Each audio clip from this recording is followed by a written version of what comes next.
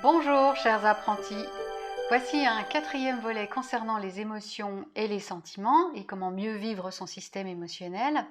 Et j'évoque une thématique importante qui fleurit énormément sur le net, qui est l'hypersensibilité. D'ailleurs, je trouve plutôt positif que ce soit longuement évoqué sur Internet et sur les réseaux sociaux, parce que je pense réellement, et je l'ai évoqué dans les précédents volets, combien il est important de se reconnecter à son système émotionnel et à ses sentiments de façon saine. Qu'est-ce que l'hypersensibilité? Hyper est un suffixe qui signifie trop, qui est une mesure indiquant l'intensité, et la sensibilité, eh bien, ce sont nos perceptions intimes et personnelles. Cela signifie donc hypersensible, une perception surdimensionnelle de ses ressentis intérieurs. Par rapport à quelle mesure peut-on dire que quelqu'un ressent trop? Je pense que ce n'est pas possible, qu'il n'y a pas de mesure. À partir du moment où on ne ressent plus, c'est qu'on est mort. Donc, est-ce qu'il y aurait un trop-plein de vie? Un trop-plein de joie? Un trop-plein de tristesse? Est-ce que c'est possible d'avoir une mesure de ses propres sentiments, de sa propre intimité? Je ne crois pas. Je ne crois pas qu'il est possible de mesurer puisque ça nous est extrêmement intime et personnel. Ce qui a été nommé hypersensibilité, qui a quand même toutefois une connotation pathologique, quelque part, est né du fait que bon nombre de personnes ne ressentent pas et ne sont pas en adéquation, en connexion sereine et saine avec leurs sensations intérieures.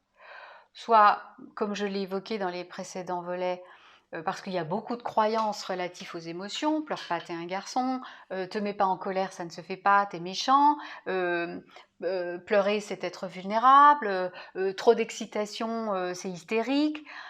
Également parce qu'il y a une grande pudeur à montrer ses sentiments, que l'intimité personnelle ne doit pas se partager à l'autre. Dans l'espace public, il y a comme une injonction de ne pas trop montrer nos émotions et nos sentiments. Et de fait, cela crée beaucoup de personnes qui souffrent de ne pas pouvoir exprimer leurs émotions. Il y a aussi certaines professions où les émotions sont totalement décriées, voire interdites. Les médecins, les avocats, tout le système juridique, le professorat, même parfois les thérapeutes, hélas. On leur dit, voilà, faut pas ressentir, il est nécessaire d'être froid, pour pouvoir prendre des décisions objectives. La science, qui est sur l'empirisme, la preuve visuelle, ne tient pas compte de tout ce qui est invisible, de l'intuition, des ressentis. Et donc, à partir de ce moment-là, on a créé un monde froid, émotionnel. Et c'est pour moi une grande catastrophe, et c'est même tragique, et ça crée certainement beaucoup de mal-être, et beaucoup de maladies, et beaucoup de dissensions sociales, parce que justement, l'émotion, le sentiment, qui invite également à l'intuition, c'est-à-dire cette part de nous qui n'est certainement pas dans le mental, mais qui sait ressentir au-delà, une méta-émotion, on en a besoin, et sachant que la plupart des décisions qui sont prises de façon émotionnelle. Donc même la personne qui dit « moi je ne prends que des décisions froides, objectives, déconnectées de mon émotionnel », c'est pas vrai. Même le grand dirigeant de l'entreprise, il va être porté par un désir, par une pulsion, par une envie qui lui est propre et personnelle. Alors ça peut être l'envie de briller, d'avoir beaucoup d'argent, de faire mieux que son père, etc. Ou par peur du manque, etc. Mais tout ça, c'est extrêmement lié à notre système émotionnel. Arrivent des personnes qui pleurent, qui se mettent en joie, qui se fâchent avec une belle colère saine, hein, parce que ça ne veut pas dire que les personnes qui ne sont pas connectées à leurs émotions n'ont pas de colère, mais je parle ça une colère saine, c'est-à-dire en connexion avec son désir et son besoin, et qui est exprimé non pas dans le tu qui tue l'autre, mais dans un je qui dit je souffre, j'ai mal, j'ai besoin de. Lorsque des personnes émotionnelles, hein, dans le refoulement émotionnel, sont en lien avec des personnes sensitives, elles vont trouver que c'est trop. Pourquoi?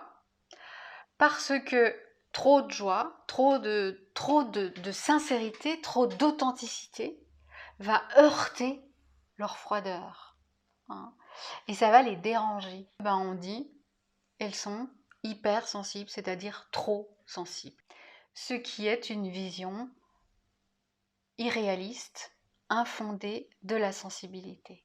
En conséquence, beaucoup de personnes qui sont en lien étroit avec leurs ressentis, hein, les sensibles, on va les appeler comme ça, et non plus les hypersensibles, eh bien, vont se sentir rejetées, pas comprises, disqualifiées.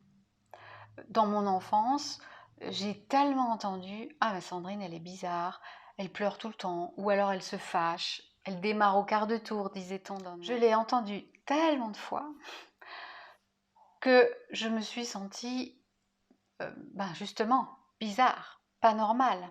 Et donc j'avais une estime de moi très très basse. Et c'est ce qui arrive souvent aux personnes hypersensibles. Et qu'est-ce qui va se passer? Une tragédie. Elles vont essayer de se conformer à ce qu'on leur propose, c'est-à-dire de taire leurs ressentis, leurs sentiments, et même leurs pensées, et générer une sorte de faux self, hein, de faux moi, un apparat, mettre un masque qui ne correspond pas du tout à ce qu'il y a au fond de soi. Et donc, très souvent, les sensibles vont, à un moment donné de leur vie, générer un burn-out ou une dépression.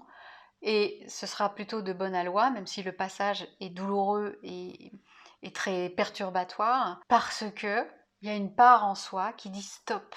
Stop au mensonge, je veux être moi-même. Et je vais même plus loin dans la sensibilité. Je pense clairement que notre monde a besoin de personnes sensibles, empathiques, compassionnelles, parce que la sensibilité offre une richesse intérieure et une ouverture à l'autre et au monde.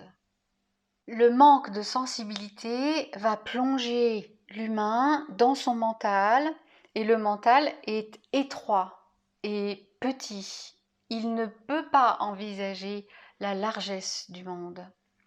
Le mental ne voit qu'à travers son prisme, qu'à travers sa propre histoire. Ce que nous pensons n'est pas une vérité et une réalité généraliste. On ne peut pas envisager le monde et la pluralité et la richesse du monde à travers notre mental. Ça n'est pas possible. Il est trop petit. Il n'a pas ces capacités-là. C'est notre cœur, c'est notre conscience qui va s'ouvrir à la compréhension et à l'ouverture de l'autre. Et c'est la sensibilité qui permet ça. C'est pourquoi les sensibles sont de plus en plus nombreux. C'est une thématique assez récente, je pense qu'ils ont toujours existé, hein. Mais aujourd'hui on en parle davantage parce qu'il y en a dans les classes par exemple, les enfants sensibles ont peine à se concentrer, ont peine à suivre, ont du mal dans les liens sociaux, et tout de suite on les étiquette anormales, malades, on les envoie chez le médecin, on leur donne même, j'appelle ça la calmivette, hein. La calmivette c'est ce qu'on donne aux animaux pour les apaiser. C'est un peu ça, on les prend pour des animaux, puis on leur dit allez hop, sois dans ton coin. Alors que ce sont des enfants qui ont besoin d'être extrêmement libres, de s'exprimer, de vivre leur créativité. Et je crois que le monde a besoin de ces personnes-là. Une personne sensible, une personne empathique, une personne compassionnelle va prendre des décisions avec son cœur et dans la compréhension de l'autre. Les personnes dirigeantes actuellement, que ce soit au niveau politique, économique, institutionnel, sont souvent des personnes déconnectées de leur émotion, qui sont coupées de leur sensibilité. Déjà, parce que le pouvoir induit ça, hein, à partir du moment où on est touché, heurté, et que l'on va ressentir les blessures de honte, d'humiliation, de culpabilisation, c'est juste pas possible de continuer. Donc il y a plein d'institutions où il existe énormément de personnes qui sont coupées de leur émotionnel. Et c'est assez tragique parce que ce sont des personnes qui prennent des décisions sans tenir compte de la sensibilité, de leur sensibilité, et qui prennent des décisions froides. Tente de retrouver un monde où, je ne sais pas s'il a existé, mais en tout cas d'aller vers l'écoute de soi et sa sensibilité et sa compassion. Lorsque l'on ressent sa propre souffrance et que l'on ressent du coup celle de l'autre, peut-on réellement être raciste? C'est difficile. Je vais pas juger quelqu'un sur sa couleur lorsque je ressens qu'au fond, lui et moi, nous sommes un. Nous sommes des êtres humains qui traversons un passage sur Terre, très très court au regard de l'humanité, et on ne sait pas ce qu'il y a avant, on ne sait pas ce qu'il y a après, on peut aussi ouvrir à ses propres croyances, mais en tout cas, le fait est qu'il y a beaucoup de choses que nous ignorons, et de fait, nous sommes tous dans le même bateau. Nous partageons tous la même terre. Et ça, quand on ressent son cœur, quand on ressent ses sensations personnelles, on en est conscient. Et quand on en est coupé, c'est uniquement dans le mental et c'est là où ça va générer beaucoup de peur et beaucoup de nécessité de faire et d'avoir, plutôt que d'être. Au lieu d'être juste moi-même et d'essayer de vivre mon individuation, comme le disait Jung, je vais devoir paraître, je vais devoir emmagasiner du bien, emmagasiner un statut social. Et lorsque je suis dans ma sensitivité, dans mon moi, vous voyez, quand je dis comme ça, j'ai envie de baisser les yeux et de me retrouver sur moi, je me sens exister en deçà de tout ce que je fais et de tout ce que je possède. Ô les cœurs, les sensibles, nous pouvons poser des petites graines autour de nous et aider autrui aussi à ouvrir leur cœur, à ressentir, à oser être joyeux, rire, exprimer ses ressentis, même sa colère ou sa tristesse, et ses sentiments d'amour, de compassion, d'empathie, etc. Je vais plutôt évoquer les sous-sensibles qui, à mon sens, ont besoin de réouvrir leur cœur et leur sensitivité à eux-mêmes. Et pour moi, il n'existe pas d'hypersensible. L'intensité que nous ressentons à l'intérieur, certes, elle n'est pas toujours facile à vivre, mais elle est surtout pas toujours facile à vivre parce qu'elle n'est pas reçue. Elle n'est pas comprise, elle est jugée. Et à partir du moment où vous vous détachez des jugements des autres et que vous accueillez l'intensité de votre richesse intérieure, vous allez vivre beaucoup plus sainement votre émotivité. Soit c'est un apprentissage, comme tout. Nous sommes des apprentis de la vie à vie. Je crois que ce mot d'hypersensibilité a besoin de disparaître. Nous ne pouvons pas mettre de mesure à nos propres ressentis. C'est quasiment impossible de savoir ce que l'autre ressent. Nous pouvons interpréter, nous pouvons percevoir, mais jamais le ressenti d'Isabelle, de joie par exemple, ne sera jamais le même, dans la même circonstance, que le ressenti de Fabrice. Exemple, j'ai vu, prenons Titanic, tout d'un coup c'est ça qui me vient, pas très joyeux, il a été vu énormément de fois. Chacun aura vécu quelque chose de différent. Il y en a qui ont adoré, il y en a qui ont détesté, il y en a qui ont... Voilà. Et même nous, quand on va le voir à différentes époques de notre vie, on va le voir à chaque fois différemment. C'est bien que notre sensibilité est un thermomètre intérieur absolument personnel et variable. Si j'écoute la 9e symphonie de Beethoven et que quelqu'un ne l'a jamais entendue et qui me dit « raconte-moi ce que c'est », je ne peux pas lui traduire ce que c'est que la 9e de Beethoven. Parce que c'est mon expérience à moi. Ça m'est personnel, il n'y a pas de mots. D'ailleurs, ce serait bien d'inventer un peu des mots de vocabulaire comme le vin, hein, par exemple. Il y a beaucoup de mots de vocabulaire qui déterminent ça. Je pense qu'on a un manque de vocable en matière émotionnelle. Et je ne vais pas pouvoir lui exprimer ce que je vis, comment ça vibre à l'intérieur de moi quand j'écoute la 9e symphonie de Beethoven. C'est impossible. Donc c'est dire à quel point nos ressentis nous sont singuliers et personnels. Et c'est un point très important parce que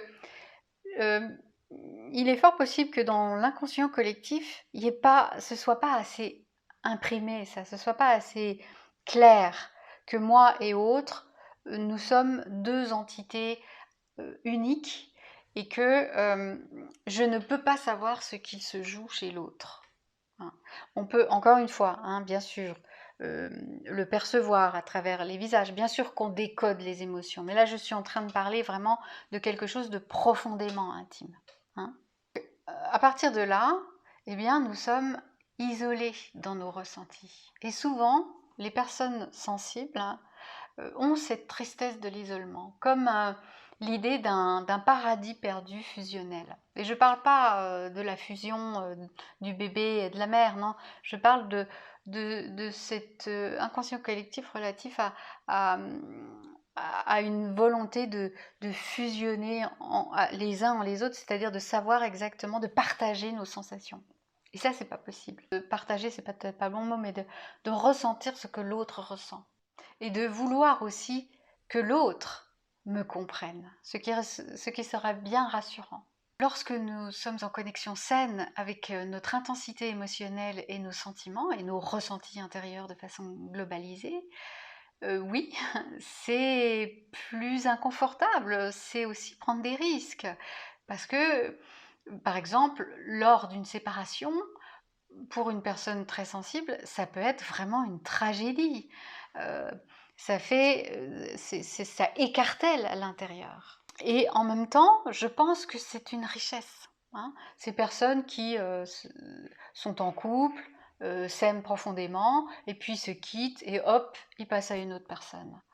Une personne sensible, c'est extrêmement difficile de faire ça. C'est voire pas tout à fait réalisable, ou alors c'est par dépit et que vraiment il y a besoin d'oublier et de passer à autre chose et que l'autre personne est cathartique, ou alors vraiment il y a l'amour qui arrive et c'est possible aussi, bien sûr. Mais globalement, un sensible ou une sensible, il a besoin de ressentir, de prendre le temps, de traverser, comme je disais, le fleuve de la tristesse. J'avais quelque chose, je ne l'ai plus, et j'ai besoin de réinventer ma vie sans ça. Il y a besoin de ce temps, et ce temps, il fait grandir, il augmente la conscience, il augmente la connaissance de soi. On voit qu'on n'est pas du tout dans ce monde-là, on est plutôt dans un monde à grande consommation, qui veut aller vite, qui fabrique beaucoup de pensées, d'idées, et qui ne s'arrête pas forcément dessus. La vitesse, le sensible n'aime pas la vitesse en général. Il a besoin de ce temps, de latence, de compréhension, d'intégration aussi des données. Le sensible a aussi cette grande capacité à sentir les différents plans de l'humain, de son soi profond. Lorsqu'on est sensible, on peut ressentir à la fois qu'on a un corps, que l'on a un psyché, un mental, un esprit qui fabrique des pensées, qui est créatif, un cœur qui a des émotions, des sentiments, qui œuvre dans le lien à soi et aux autres, et également une énergie, ou qu'on peut appeler aussi une âme. On sent en soi ce côté éternel. On sent quelque chose qui est de l'ordre de « ça ne s'arrêtera pas après la mort physique de mon corps ». Et c'est une belle richesse, ça, parce qu'il y a beaucoup moins peur de la mort. Les personnes qui ne sont pas en connexion saine avec leur soi profond, avec leurs sensations internes, avec leur âme, elles vont être énormément dans le mental. Et donc, elles vont fonder leur vie sur, comme je le disais tout à l'heure, sur l'être, sur le faire et l'avoir. On voit qu'on vit dans une société qui est dans le déni de la mort. Peur de vieillir, le vieillissement, les rides, c'est honni. La volonté de générer des hommes robots, de repousser les limites de la science pour réparer les corps, etc., en médecine également. Donc il y a un déni très profond. Et ça, c'est en tout cas, en partie, hein, bien sûr, lié au fait qu'on ne ressent pas ce qui se passe à l'intérieur de nous. Personnes sensibles, soyez heureuses de l'être, parce que c'est une richesse intérieure. Et si aujourd'hui vous le vivez encore comme un frein au regard de ce que vous percevez dans votre environnement autour de vous, qui ne vous ressemble pas, ne rentrez pas dans ce carcan. Au contraire, soyez fiers de votre richesse intérieure et cultivez-la comme on cultiverait un jardin, en prenant soin, en écoutant ses ressentis, en osant rire. Et puis si vous êtes triste, vous êtes triste.